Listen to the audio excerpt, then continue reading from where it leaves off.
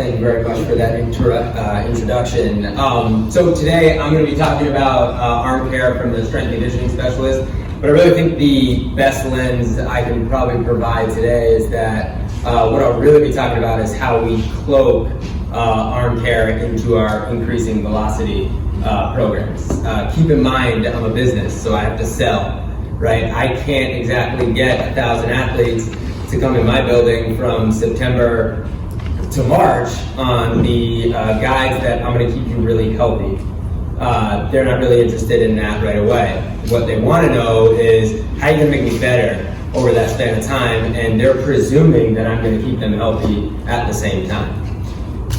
I'll take a moment just to introduce myself real quick here. My name is Dr. Serio. I am the co-owner of Athletes Warehouse. We are a youth strength and conditioning facility, really a student-athlete strength and conditioning facility. We specialize in the student-athlete, so that's really anywhere from middle school up through collegiate level. We have some professional level athletes, but they've probably been with us since they were either a high school age athlete. I am the pitching coach at Fox Lane High School. I've been there for the last 10 years, and I was a former collegiate baseball player at SUNY Cortland. So, although my wife is not here, I feel like somehow she would know if I didn't mention how much of an indebted husband I am. On that point, I'm also a proud father, Luke John, and then that is my daughter, Charlie. My background, I have a doctorate of performance psychology, a master's in exercise science. My master's had a big emphasis in performance psychology, which is what led me to go and get my doctorate. And then my bachelor's is in exercise science. Certifications, they're all listed there. They're the normal ones you would see from any strength coach. So, as I was really thinking about this presentation, about what I was going to talk about, after Mal had asked me to come talk, first too, I thought it was 15 minutes, then he told me half an hour, so I got really nervous. But as that was going on, I was trying to reflect back on all the other talks that I'd been to, and whether I had spoken at them, or whether I was just a consumer of the talk and just listening. And a lot of them were all based on injuries, right? Injuries in baseball, and how we are so aware of these injuries, how we have so much data on these injuries, yet the problem was they were all continuing to still rise at the same time.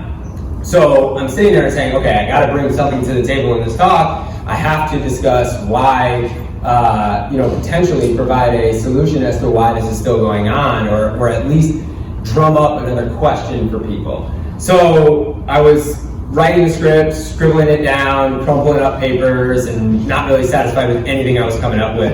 And in walks my 5-year-old son. And he asked me, and he was like, hey Dad, what are you doing? And I said, well, I'm trying to talk on a topic I really don't understand, which is research, and I'm not really sure where to start. And his immediate reply was, oh, hey, I know what research is. And I said, oh yeah, like off the cuff, like he was really gonna know at 5 years old. And he said, well, it's an investigation. And I said, okay, yeah, it is, buddy. And I said, what are you investigating? And he said, well, you try and ask questions so that you can solve problems. And I sat back and I was caught off guard, because I was like, this is crazy inquisitive for a 5-year-old. And first of all, too, I also thought there's no way my overpriced preschool is where we got this from. So I had to ask, where did you get this from? And, of course, shocked me again. And he said, Mickey Mouse Clubhouse. They solve an investigation every episode. So it was this interesting moment that happened, right, where he made something that should be so complex seem so simple. And what really hit home to me was there's a problem to be solved, right? And what are we missing in that problem? Now, obviously, we're all here, and we're all talking about injuries in terms of that, and we're resting assured that that is the problem we're facing in baseball right now. These injuries are occurring at a rapid rate. So when he sparked that, I immediately turned to the computer and I went to do a Pubmed Search. And I wanted to figure out, like, okay, if I typed in 2 keywords, baseball and injuries, how many articles are going to come up? And it was like 1,800 plus. So I said, okay, well, let me change the keyword. So I kept baseball and I changed it to throwing velocity. And there was only 300. So then I changed it to baseball and increasing throwing velocity, and we dropped to as low as 81. So it was starting to mess with me a little bit, because I was like, well, wait a minute, like that might be the problem. The problem might be that we're solving the wrong problem for our population. And what I mean by that is this. So whenever you're like too close to the whiteboard, or you're just stuck in a problem and you can't see it from another direction, you gotta try and put a different lens on. So what I tried to do was look at it from a behavioral standpoint. As I said, my doctorate's in performance psychology, which really just means you're decent at understanding behavior, okay, and especially how it relates to sport. But what I mean by that is I started to look at it from a perspective of the behavior standpoint in what are we trying to solve. Look, with research, what's the primary goal? The primary goal is to ensure that we're creating knowledge, right? And that we're spreading that knowledge out to our communities to eventually create behavioral change. But that behavioral change is predicated on really 3 different layers. And I think we're missing how we're going at it. And that's really what I'm talking about. It's not that we're solving the wrong problem. The injury problem is the right problem. It's how we're getting that message out there. Our population that we really want to get this to, and keep in mind, remember, I'm talking about a student athlete. So I'm not talking about the professional level as much. The professional level will listen, right? Because they have a lot of money invested in these guys. But these younger levels, when you're talking about a high school baseball coach, I'm at best a mild consumer of research as a high school baseball coach. As a parent, I'm negligible, and as a kid, forget it. That's not even on my radar. So most of my consumption of information is going to come from my Instagram feed and how I'm going to interpret that. So let's get back to this behavioral topic here at hand. So when we look at trying to change behavior, there's really 3 layers this happens at. So it happens at our outcomes, it happens at our processes, and it happens at our identity.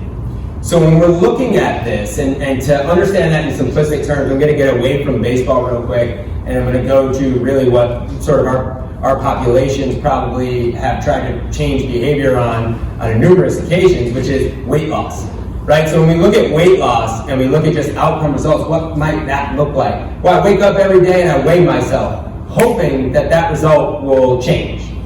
That probably doesn't work out, right? So that's what happens when we just attack our results end of a behavioral change.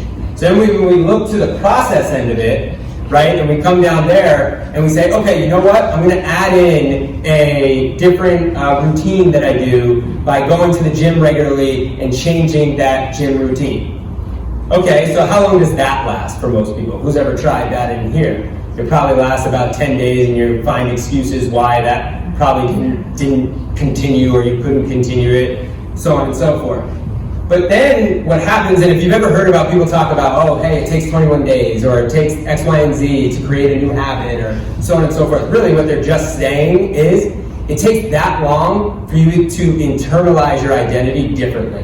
And what do I mean by that? See, if you really want to create that change, what that person has to do is they have to start viewing themselves as a healthy individual, as opposed to the individual who needed to go to the gym, who needed to lose weight. They have to start viewing themselves as, hey, wait a minute, I am healthy. I am on that track. I'm going to make decisions differently because I am a healthy individual. So all of a sudden their identity starts changing drastically, and they get true change, and they adopt this routine, and then they get the results they're really looking for. So let's relate it back to baseball. And here in this one, this is outcome-based change, right? This is pretty much what we're going after at the current moment. We're producing all this knowledge on these injuries, right? And suggesting certain process changes along the way, but we're not really attending to the identity of people we want to consume. And what do I mean by that? What is the identity of a pitcher? Anybody know? I can tell you flat out, I know exactly what the identity of a pitcher is.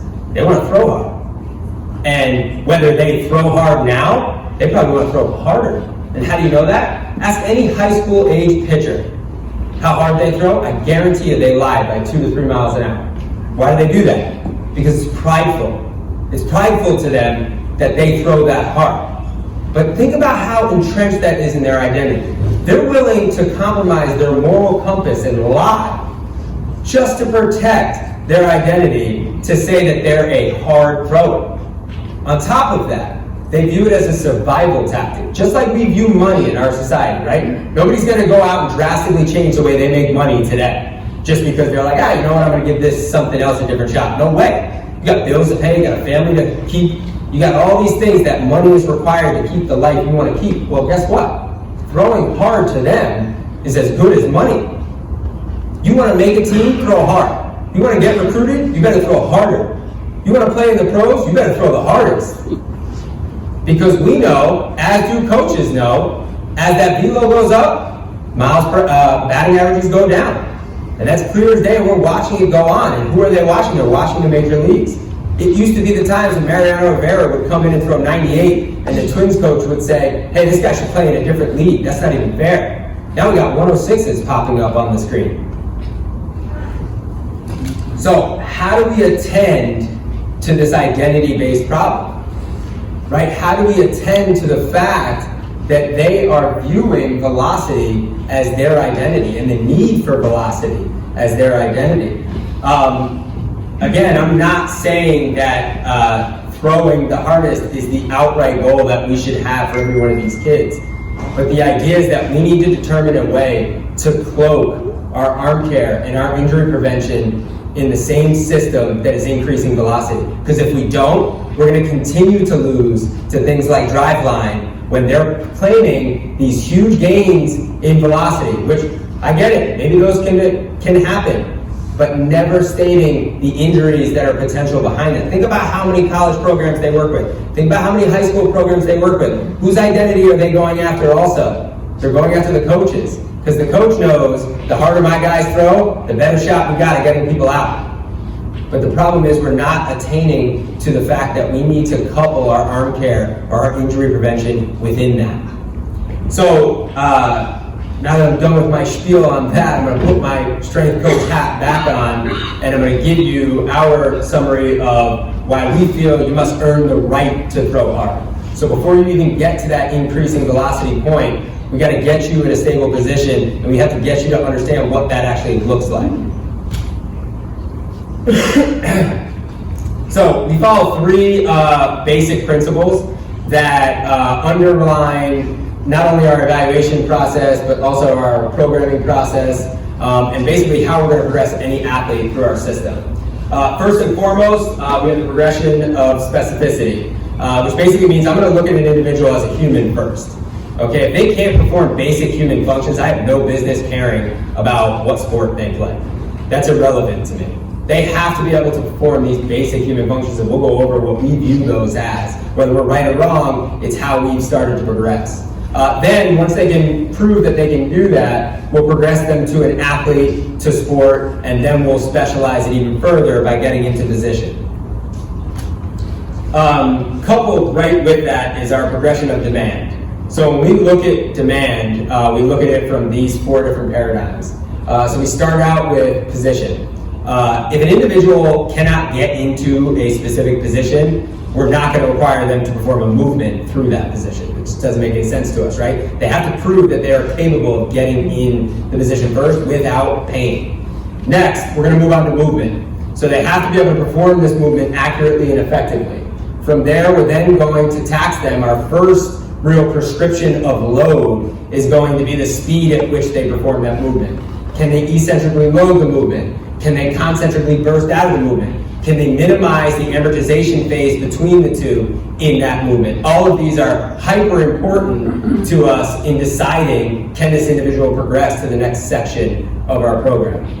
And finally, you have load. Load is generally not prescribed in our evaluation process, but keep in mind too, what I want to explain here is load is not always in the object form like in thinking. It's not just a barbell, kettlebell, dumbbell. It's also from, are we taking this athlete and putting them with gravity, against gravity? Are we raising their feet, taking their arms up? We can create load in a multitude of ways, stable to unstable, so on and so forth. And then the final real paradigm that we follow is really should be titled individualization is a necessity, but really what we're talking about, and it's a way that I can give the cue as to why it is. I can't tell you how many times we get a kid that comes in and says, hey man, I play for X team and I got recruited by Y college already, and I throw like mid to upper 80s to low 90s, I got this. I really just need you guys to get me along the way. Great. So I'm excited because I can't wait to work with this canvas.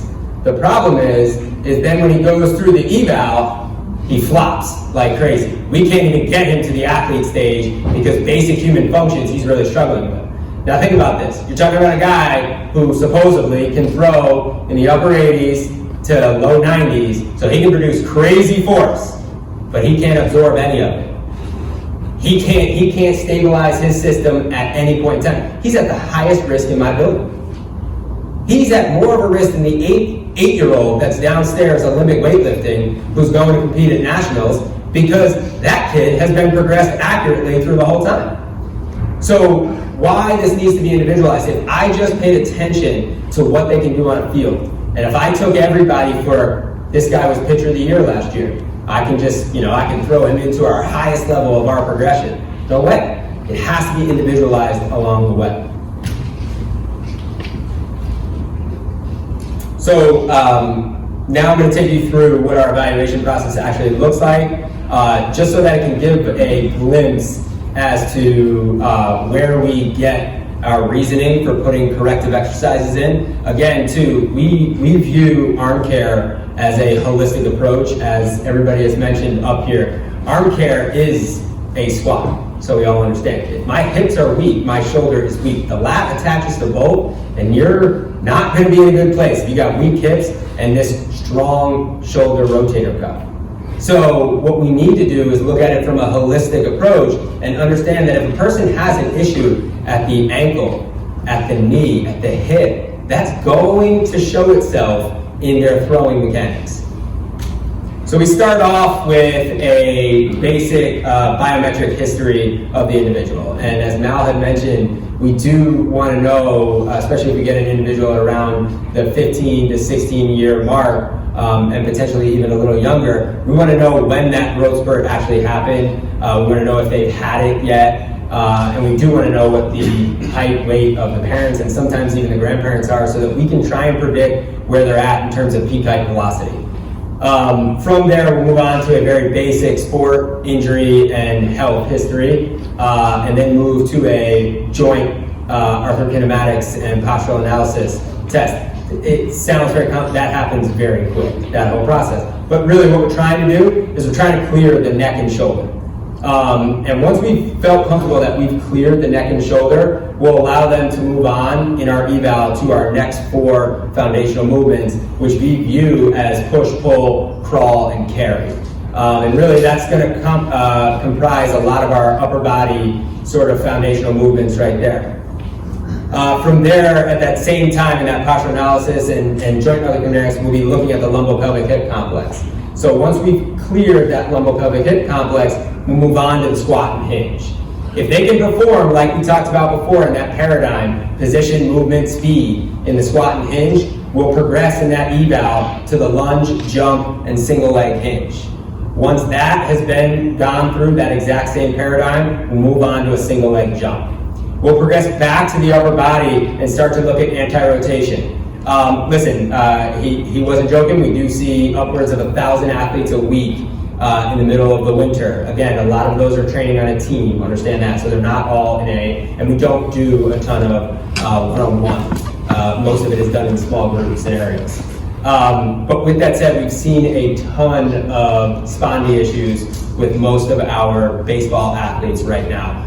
It seems to be this quiet epidemic that is just rising in the baseball community right now. So what we've really started to look at is, can these guys just not absorb the amount of volume they are trying to do with this rotation? When you talk to kids and you're like, hey man, how much are you swinging? And it's, well, I take 3 buckets a night every night, and you're talking about 150 swings a night from a kid who, keep in mind, that same kid, when we put him through an eval, can't even progress past the squat and hinge because we can't perform those at different speeds, at different movement patterns, and we're now asking this individual to rotate at high velocities for 150 times a night, every single night, and wondering why we're getting hurt. So the anti-rotation has been a big component for us. We then moved on to a rotation component. Once they can prove that they can rotate and single leg jump, we'll progress to our sprint end of that eval.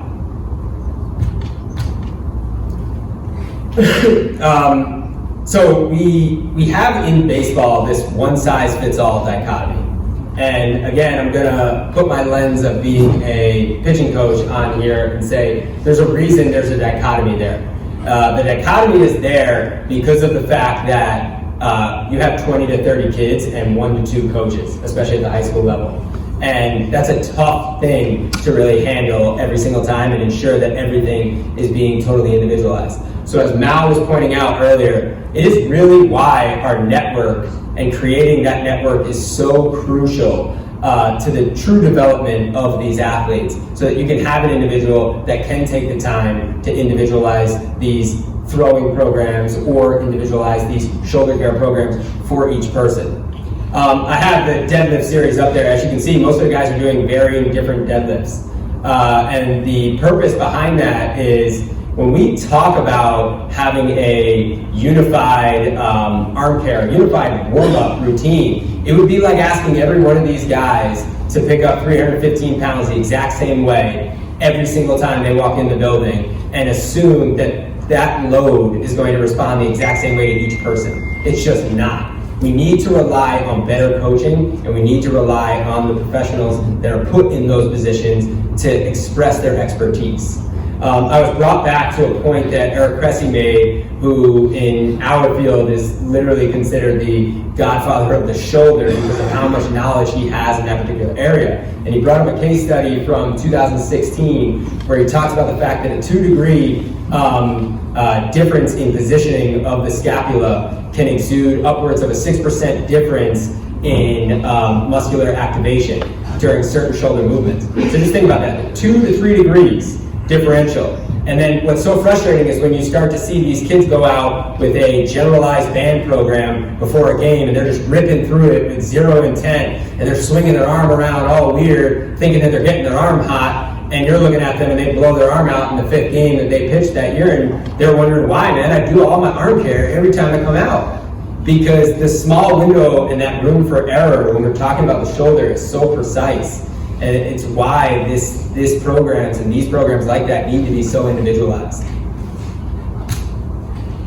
So I don't want to sit up here and just point out problems that we've done, right? I want to try and attempt to be a problem solver, and it's definitely why Mal wants me up here, which is to talk about the med ball series that we do. The med ball series that we have at our facility is how we cloak arm care in and into our promise of increasing velocity. So, key points to our med ball program. The med ball program we have is 6 different phases in it. Most important phases are phase 1 and phase 2. The biggest probably takeaway from the fact that we do this med ball program is we have 4 months of no throwing a baseball for our athletes. So right there, plain and simple, that's probably more arm care than 90% of the high school age athletes are doing, which is stop doing the action that we know is going to eventually cause injury for at least 4 months' time and allow yourself to refresh, regain strength, and get back stronger. On top of that, and how we've gotten to that point, we are basically trying to obliterate fall baseball. There's 0 point to it. It is at a time when the athlete is totally tired, they're taxed, they're playing just 1 game on a weekend, they're not taking anything serious, they're not getting recruited right then, so it's pointless. And it's really just a moneymaker for a lot of these club organizations. So we've been really trying to eradicate that scenario for a lot of our players so that they can experience this 4-month off window. Some other key components. That med ball that you see in a kid's hand is 1 pound. There's only one company that I've found that actually makes it that size.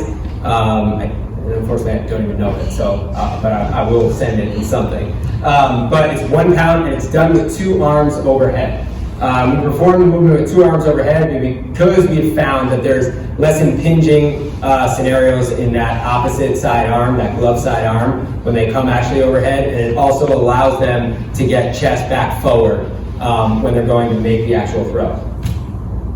So I'm going to bring you through phase 1 of the med ball series real quick, and he's going to be blipping through, and I'm hoping that video will start to run a little smoother, maybe it won't. But essentially there is 10 different movements here in this phase. The primary reason for phase 1 is not to improve any velocity, is not to improve any mechanics of pitching, it's not to get anything other than teaching the individual how to throw a med ball. And it's a skill that they must learn. And what we have to watch very closely for is that they don't alter their normal throwing mechanics too much while trying to throw this med ball. That's the primary goal of this phase. If you notice, their back foot is pointed forward. It's pointed forward for a reason. It's taking away that issue of having to decide when to transfer that internal rotation in. Because that coiling effect and that internal rotation wrap to the top side is what creates most of that velocity. We're not interested in velocity here. We will never take the radar gun out and velo any of the phase ones because we are not looking for this individual to try and throw the ball through the wall at this point. The progression from 1.1 to 1.10, it's the only one that has 10 phases, the rest all have 8. The progression is speed demand, so our load is actually speed. The ball is constant, right? The ball doesn't change from the 1 pound, so the load becomes speed. So basically, 1 is starting from a knee and moving slow, whereas 10 is basically like a running gun, where they're running straight forward and then throwing the med ball. So it's least amount of speed demand to most. Phase 1, unfortunately, may take a very long time if your athlete is not very athletic. Because it is a very cumbersome, coordinated movement, it may take a long time for you to accurately progress them. I am going to blow through these, and as you can see, the video is not going to cooperate as well. So, but they are on our YouTube channel, every single one of them in cyclical order or individualized as well.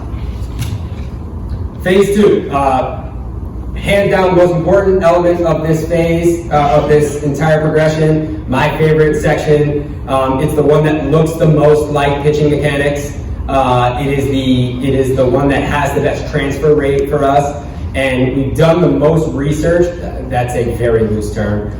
We've done the most data collection with 2.2, which is basically if you could envision a pitcher pitching from a stride position, and they're in a they're going to take a short step with it. So it's a short stride, not a full stride with the action. So what we have found with these miles per hour is that low to mid 30s, and we take this with a pocket radar.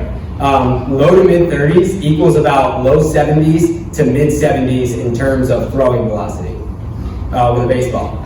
Upper 30s to low 40s is going to equal upper 70s to low 80s. And then mid 40s to upper 40s is going to equal mid 80s to potentially touching 90s. Anybody who has crested over 50 miles an hour has already thrown in the 90 mile an hour zone. Cool stuff that we've done with this and why even take the miles per hour is a lot of times we've had individuals who throw a med ball slower than they throw a pitch, right? Which is actually how it starts out normally. So what we do is we continuously work on their throwing mechanics with that med ball. Now, why would we do that? That seems pointless, right? They don't throw a med ball in a game. But what we've actually seen is that as we progress the miles per hour, or the velocity of the med ball, it'll catch up to the actual throwing velocity, and then both will start to slowly but surely increase over time. We've had it the other way, where an individual has thrown a med ball faster on our scale, basically, than they should be throwing a baseball. And what we've done at that point then is taken the mechanics of them throwing a med ball and compared it to the mechanics of them throwing a baseball on a mound and tried to find out where we saw the differential between the two. One thing that I can say about these med ball drills is the intent behind them that you start to see is different than you'll see with a baseball. With a baseball, there's a lot of fear behind it from a young kid that if I'm throwing all out every pitch, I'm going to create an injury in my arm. I completely agree. And I feel that fear. I've had that fear. I was a guy who didn't throw exceptionally hard, so guess what? I had to throw hard every single pitch, and my hand did go numb every single time. So those aren't great feelings if you felt that before. But the difference is with the med ball, they can give this unbelievable intent every single time they throw it without any fear of discomfort or injury. And it's been amazing to watch. And how do they know that intent? Well, sometimes, yes, we're taking velocity of it. Others, the sound that it makes off the wall is so encouraging to a kid. When that ball absolutely slams the wall and they know they just threw that ball hard. What's even better is when they first start out, it sounds like a dud when it hits the wall, and then all of a sudden they hear that smack later on as they progress through it. They start to know internally, this thing's working. So, there are, as I said, 4 other phases. And again, this is just going to breeze through one drill of each of those phases. So phase 3 starts with band resistance. And again, remember I said earlier, it's not a linear, it doesn't always have to be a linear progression. So we can bounce around. They have to go 1 to 2. After 2, we make the call where they're having the biggest deficit. So we use 3 with a resistance, because that is for our guys that we feel are not exuding enough force off their backside, or there's not enough internal rotation force that they're exuding throughout their mechanics. We'll use phase 4, which is band assistance, meaning it's pulling them faster, because in this instance, we want to teach an athlete a couple things. Number 1, you can move faster. Number 2, you can absorb more intent than you actually think you're capable of absorbing. So it's causing them to overload that Golgi body tendon system and causing their body to shut down some of that and allow them to absorb more eccentric force on that front side. Number 5 is a drill that we use also with our throwing mechanics, which is up the mound. We have created these little half mounds that we have in there that you can see him throwing on. And we'll actually have an individual when they don't have a stiff front side, meaning so they're losing kinematic sequencing by the front knee continuing to leap forward after it hits the ground, after that foot hits the ground, or they're not triple extending through that front side. What we'll do is we'll have them throw up a mound so that eccentric load comes earlier and is less to them, and then we slowly bring them back down the mound to teach them they can do this on flat or vice versa. And then finally, number 6 is basically combining 4 and 5. So it's when we want maximal eccentric overload to happen for this individual on their front side. That's my son, Luke. Anecdotal experiences and takeaways. So again, this is not research. As Mal put it, we loosely collect data all the time. We are business first and data collection a very distant second. Because of the fact that we've been doing this now for 3 years, I can give you some of these statements with superior confidence in that we have had substantial success with athletes increasing velocity by doing this program without throwing a baseball for 4 months. We've had guys go from, no joke, 61, where I had to ask him if he was actually throwing a baseball hard as he could, to 88 miles an hour. Now granted, that took a 2.5-year period of time. That's not, and I'm also not sitting here saying growth didn't help me in that equation.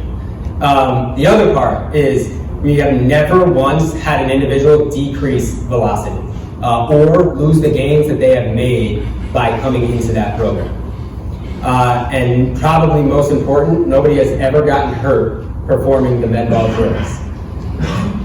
Limitations, as we are aware of this, we are never just using med ball. So the med ball is always combined with strength and conditioning. It is also always combined with sprint and plyometric techniques. And we are never claiming that the med ball is solely the reason for their velocity increases over the time they spend with us.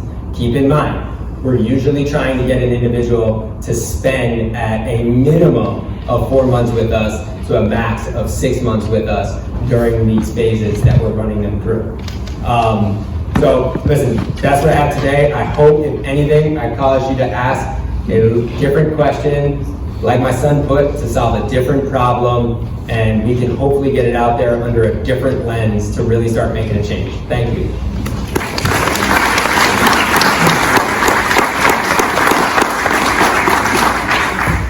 Thank you, Nick.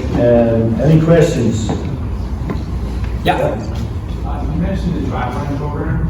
Are you familiar with or any research on and early incidents of injuries following someone going through that in their off-season there is a couple of research articles out. Are you talking on that today? Okay, so you're going to get that info in just a little bit. Yeah. Very nice talk. Question I have for you, when you're using the ball, you kind of force in both hands in the program. position. Some of these throws are naturally 3/4 arm throws. Have you seen injuries develop because of the forced action you're getting there? I should have mentioned that. So we do have some sidearm throwers, and we do not require them to go overhead. So in that instance, they will come off kilter this way, and they will throw from that side.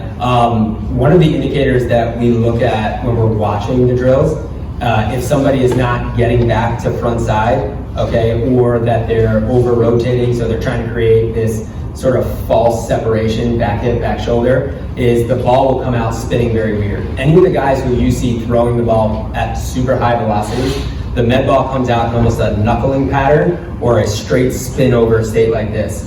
Our sidearm guys, we allow the sideways spin to happen because naturally they're going to be coming to that. Good job, Nick. Question. 1 pound med ball, do you ever use 6 ounce, 8 ounce, 9 ounce ball like some of the programs that are out there? Do you dabble even towards end of the training sessions? Like it's now February, March season beginning, do you work on? So I'm going to talk a little bit about that as well after lunch. So I'm just curious, are you guys always 1 pound ball? So we're always 1 pound with the overhead, stuff like that. However, I should note that some of our pro guys and our even our higher end college guys who have sort of like peaked on the med ball, we haven't seen much change, we'll bring them up to actually a 2 pound, and you will see the numbers go up a little bit, but we feel very comfortable with how strong they are. I should note too, I'm not bashing something like Driveline, I'm just pointing out something that's very obvious, and they actually do a phenomenal job on Instagram and everything like that to attract those people. That was the reason I was using that message. But we do use a lot of the recovery patterns with those under ounce and over ounce balls from eccentric throws and things of that nature. Yeah. I really like how you broke things down on like push ball and like how you're looking at everything with the strength. I'm just curious, how once your process is clear, the neck and the shoulder and clear, normal pelvic head complex, like, do you have a system that you guys use? Yeah, so for everything that we have, we've built a progression of exercises or a progression of tests that we've done. I think the biggest key when you're talking about any of those progressions is to allow flexibility. So each individual, like each evaluation is very individualized in that sense too. But for that point, yeah, there is about 16 different movements that we'll have for each one of those. It is an extreme rarity that somebody will perform each 16 of them in the actual exercise or in the actual eval, because what we'll generally do is start out with the easiest, and if they blew through that, we'll progress them all the way down to like number 8. If they failed 8, we might move back up to 4 and try and find out where we're at. What it does is gives us a really good indication of, hey, where do we start on our program progression? And where we start to get very individualized with everything when you're taking it then to a program progression is, okay, just because you were at this on a push, what else is affected because you're at that on a push or because you're at that on a hinge, right? Like, can I, if an individual got up on a pull-up bar, which eventually, we're seeing as our max on a pull phase, right? If you can do a vertical pull with load, your pull series is phenomenal, right? But can we really progress them to a bent over row if they have a horrible hinge? So it starts to really bounce against each other each time, and then it goes to, listen, we have phenomenal coaches, so I don't want to take their expertise out of it, right? So we provide this progression, we provide these principles, and then allow them to transfer that into what they do best. I hope that answered it. And one question, Nick, is you use a 1 pound ball, but you might have people of varying different sizes. You might have younger kids that are light, older kids that are heavy. You don't adjust it for their size. So to be honest, actually, when we first started, we started out with a 1 for our youngest guys, and we had a 2 for some of our older guys, and then a 4 for like our college guys. And we started to see that when we started taking metrics on velocity, our older guys weren't even matching the velocity of some of our middle range guys. So we said, okay, that ball is probably too heavy. And we worked our way back.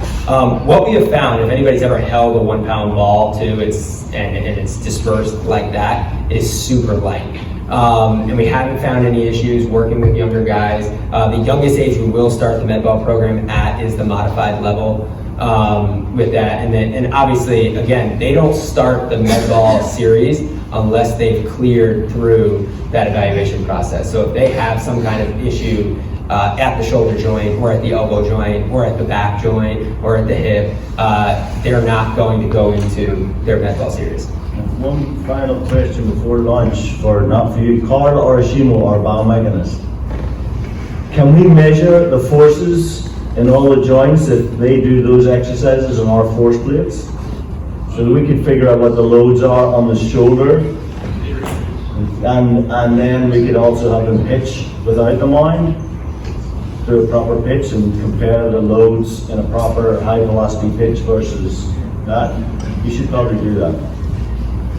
On that, we are about 20 seconds off 12 o'clock, so it's lunchtime. We'll meet back at 1 o'clock. The speakers, if you meet up here, will go to the art room for lunch and staff.